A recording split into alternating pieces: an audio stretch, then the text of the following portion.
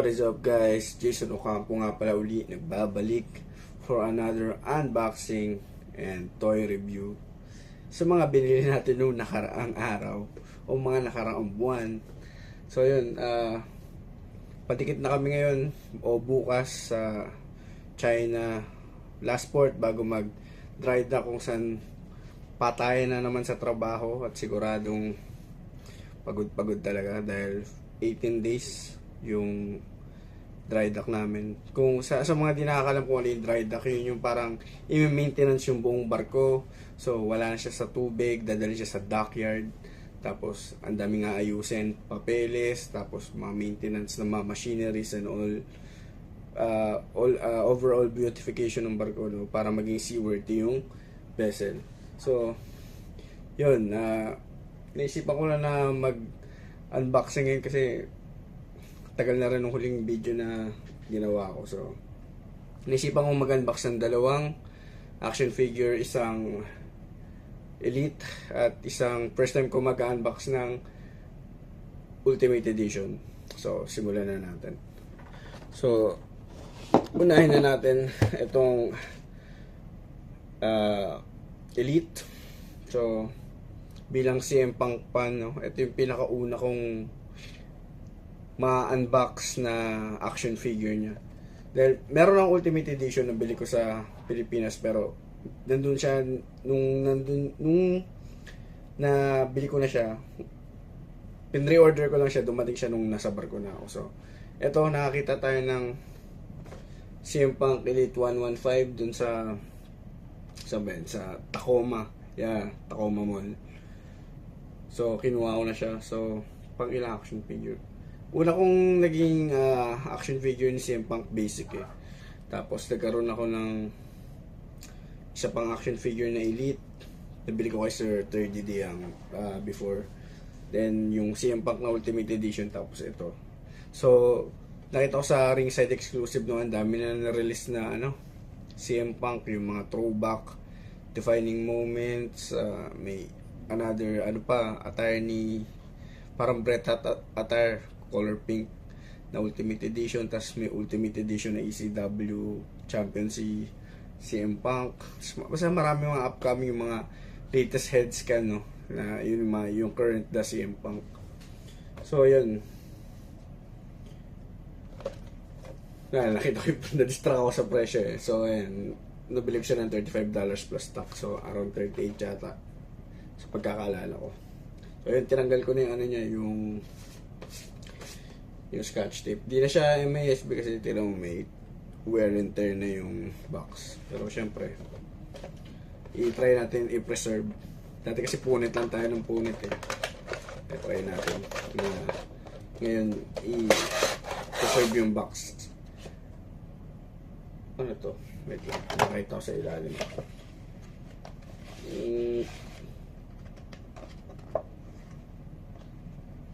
Wala. Cartons lang pala siya. So medyo iniingatan natin yung box. Parang gusto ko kasi siyang iuwi na kagaya yung ginawa ko dun sa dalawang Elite na in-unbox ko nung nakaraang video. So nandiyan pa rin yung box na hindi ko tinapon. Yung lang talaga, yung AEW lang talaga yung mahirap i-unbox na magiging okay pa rin yung box. Kasi nakadikit talaga yung yung plastic na sa packaging, kaya yun. So yun. So may dalawang, alam ko may dalawang version to. O may isa pang version. Yung isa yung Elite Topics yata. Pero alam ko yung Elite umiyak eh. Alam ko yung Elite Topics, plain yung niya, yung trunks niya, yung parang all black lang yata. Tapos ang pinagkaiba lang, meron siya yung go to sleep na interchangeable hands. Tapos yung naman niya, yung t-shirt niya, parang sando type na best in the world. So itong action figure na to, meron siyang isang set ng interchangeable hands. So yun. Wow, pogi. So ito yung isa sa mga action figure niya na na unang nirelease na latest. Look at that. Sobrang solid ng head scan. Ang ganda ng soft goods, no? Yung napansin ko, ang ganda ng soft goods. Yeah. Tapos yung ano niya, yung attire niya is black, red and blue. Tapos may shades of white. Ganun din dito sa ano niya, sa chan niya. Sa ano niya, sa tights. Yan, sa brief.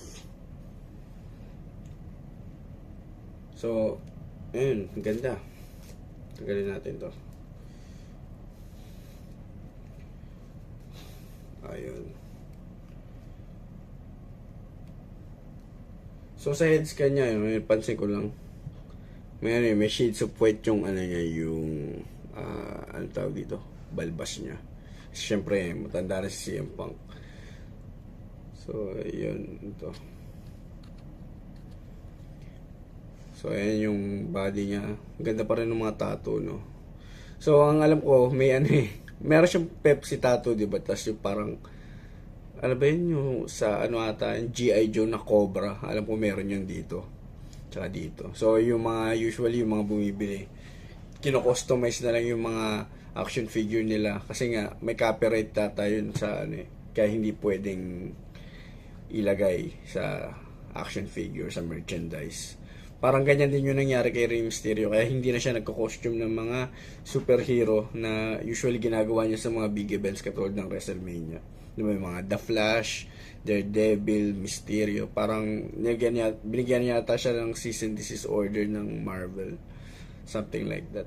So parang ganun din yung naging issue sa kanya kay CM Punk. So, I mean, okay. First time ko mag-unbox ng CM Punk action figure. So, natutuwa lang ako. Actually, gusto ko nga sanang bilhin yung ano parang, may isa pa siya kasi na-release na ano, yung Nexus na, ewan kung throwback ba yun. Basta ang attire niya is yellow and pink. Tapos, NXT, naka-Nexus, ano siya attire. Tapos, iba rin yung head scan Tapos, alam mo yung pre-pipe bomb na CM Punk. Tapos, hindi ko maintindihan yung head scan niya dun tsaka yung hairstyle niya. Parang sobrang brown ng buhok, parang ganun. Pero ano iisip ko, parang ganun yung itsura niya nung nagko-commentar siya kay kay John Cena sa mga matchup ni John Cena, yung na-spill yung soda niya. Tapos prior nun, inatake niya na si John Cena. Parang ganun yung attire nun.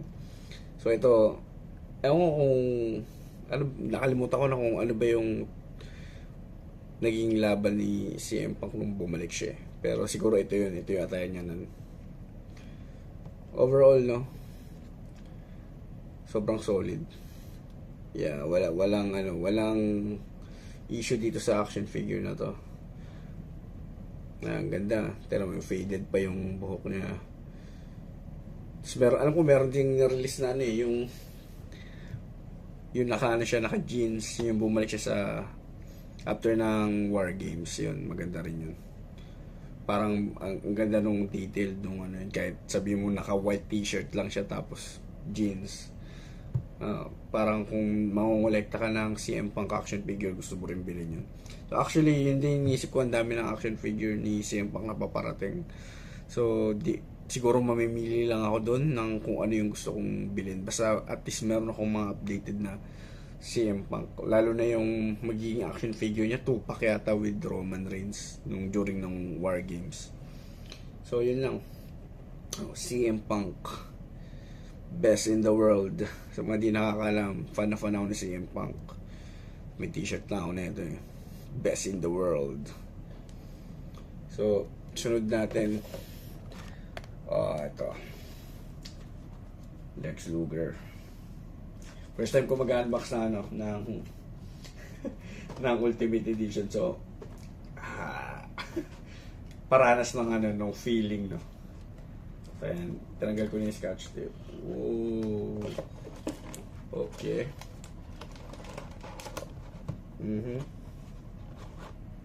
So tanggalin natin yung niya.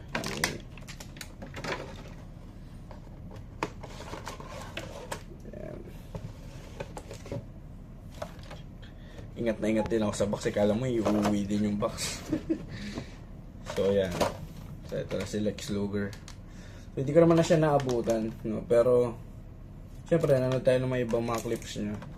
Alam ko part din siya ng NWO Wolfpack eh. Tapos yun, yung accessories niya talaga yun yung reason ko ba't ko siya binili. So ayun, meron siyang dalawang, ang cool nito kasi yung isang ulo niya, meron siyang dalawang, balik tatlo yung heads kanya. Yung isang ulo niya dito parang walang buhok, kasi interchangeable hair yata yung mangyayari. So itong nakadikit ngayon sa katawan, yun yung interchangeable hair.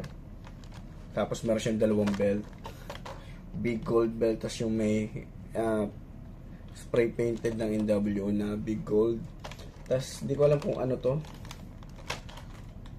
titignan natin kung ano pa kulot na to. Tapos meron siyang dalawang set ng interchangeable hands. So yan, buksan na natin.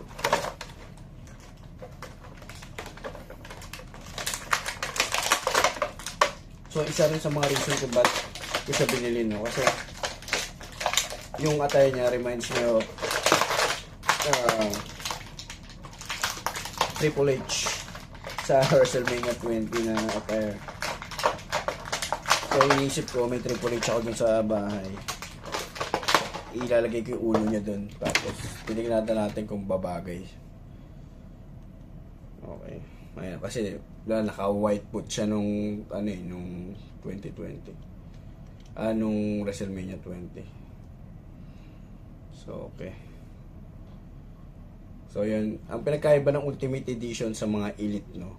So yung yung articulation nung kanyang katawan.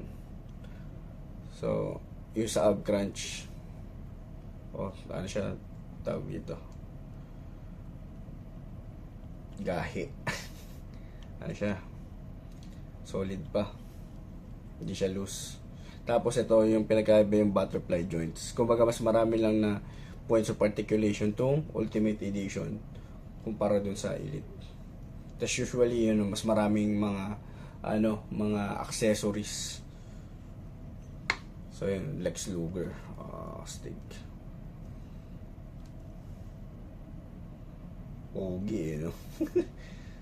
So yun, feeling ko papasa to bilang Tapos lagyan na lang ng H dito kasi plain lang talaga siya. Para nga siyang sino ba yung isa pang Sid Vicious, para siyang si Sid Vicious eh. Astig. Kasi ito pa yung pinagkaiba. Itong articulation, parang foot of articulation niya. May ganyan na sa Pati yung Supreme ng ng AEW, parang more or less na magkaparehas ng points of articulation. So astig, no? Kumpara natin si CM Punk. Mas matangkad siya. Solid. So, ayun, okay. Ayun pala siya. Ang ganda. Ang ganda. Siya detachable kineme. So, tanggalin natin yung itong isa, naka-ponytail yung head scan na smiling. Ako makikita dyan. Tapos ito naman, screaming head scan. So try natin ilagay yung buhok niya dito. Ang astig. Astig. Diba? Ito yung yung normal face. Ayos ayos yung mga pakulungay ng tapos ito maganda sa sa mga latest na release ng Mattel. Para na siyang yung sa AEW, yung easy to siya, hindi mo na iinitin para matanggal yung ulo. So easy to pull, easy to ang sinister ng smile Kaya din pag nag-crunch time na. Pero mas okay pa rin saan talaga yung neutral face. So ibalik natin tong ayos tong naisip ng yun, ng Mattel. na pakulo dito. Siguro masyadong plain. Lagyan natin ng pakulo. Stig. Kaya ano yun, ngayon parang mas hindi naman nagkakala yung presyo nila sa Elite. Mas mahal tong Ultimate Edition, pero kung ano, sulit sa sulit, 'di ba? Kung may choice ka at may budget ka naman, tapos pares yung gusto mong i-acquire na wrestler, may Elite tsaka Ultimate Edition na available, dun ka na mag-settle dun sa sa Ultimate Edition, unless may mga ibang factor na syempre mas pipiliin mo, kagaya na nangyari sa akin. Mas pinili ko yung Tyler Bate over Seth Rollins, Triple H, Steve Austin, something ganun. Kasi nung time na yun, iniisip ko kasi baka hindi na ako makakita ng Tyler Bate na action figure, kasi sa Pinas nga mailap na yun, di ba? Parang kumbaga sinwerte lang ako na nakakita ako ng ganun sa Wild. So parang ganun yung winning way ko. Kasi yung Triple H, Steve Austin, tsaka Seth Rollins, ang dami na sa Pilipinas. Parang ganun yung mindset ko that time. Pero ito, tsaka ko rin siya binili kasi ang reason nun, clearance sale. So sa Tacoma, may nakita ko, pa rin siya, tag $35. Tapos ito naman na nabili ko siya sa Vancouver, around lang siya kasi 30 Canadian dollar yun ay hindi, 26 Canadian dollar yung clearance niya. Tapos syempre 40 to $1, 40 Canadian dollar to $1. So sabihin natin mga nasa retail price lang siya ng na isang Elite. So kinuha ko na. So ayun, may mga accessories siya. Dalawang big gold belts. Ayan. Ito.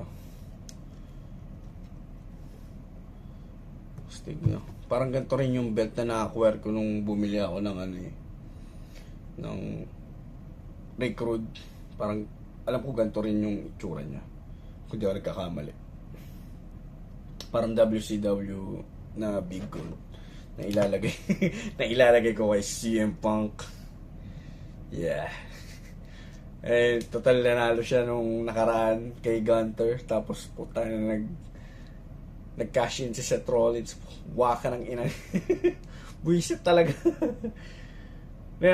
Pero syempre ginawa, para what goes around comes around lang din kasi ginawa na yun ni CM Punk twice, diba? Tapos puta, most hated moment yun, yung nanalo si Jeff Hardy tapos bigla siya nag-cash in.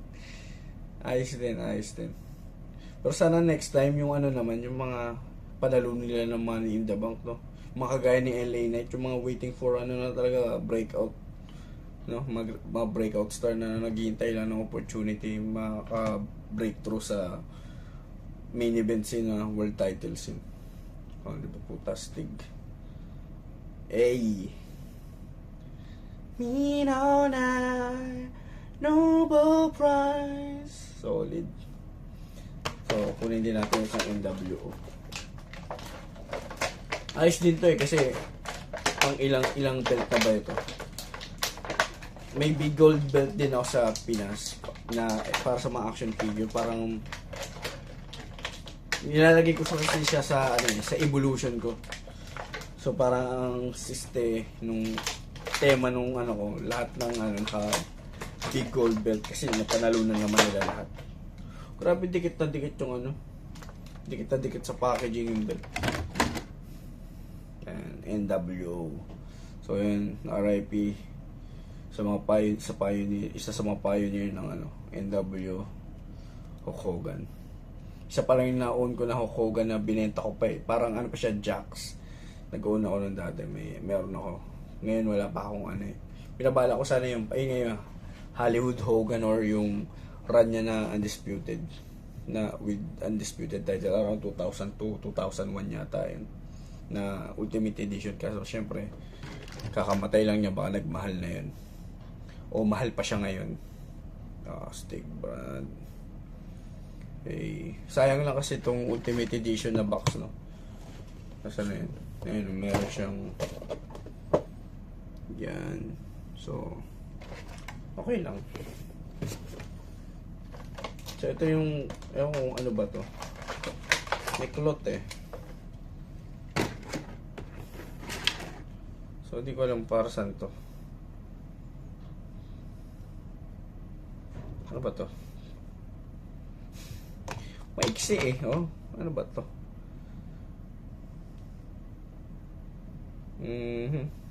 Hindi naman siya na ano. So, siguro mo i-research ko muna kung para saan to. Akala ko ano siya eh. Ano ba to? Pang ano, pang reveal na belt. Hindi ko alam para saan. Masyado siyang ano eh. Baka parang ano, Kurt Hennig. Yung nag-ano siya ng bimpo ng ganun ba? Hindi ko alam. So, yan. So, dalawa na yung ano natin na review. Na, actually, halos na review na natin lahat nung na-videoan ko na-unbox ko na yung halos lahat. Maliban sa isa. Ang natitira na lang ngayon is itong si Jeetman. So, siguro, tsaka na. Tatamad ako. Parang ano lang ito, biglaan na unboxing lang. So, tsaka na. Sayang din kasi ano eh, bad box din eh, pero kaya mo na, what to do.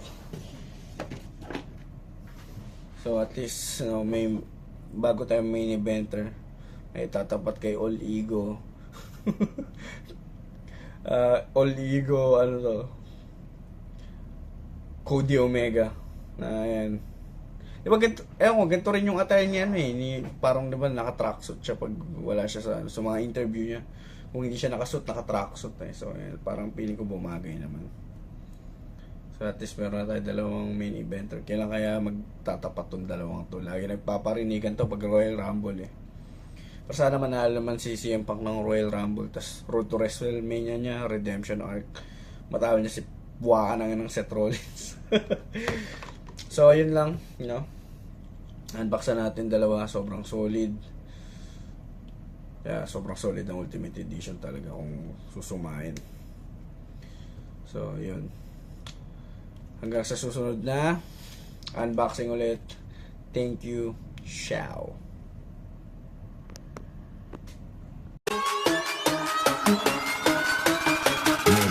Let it.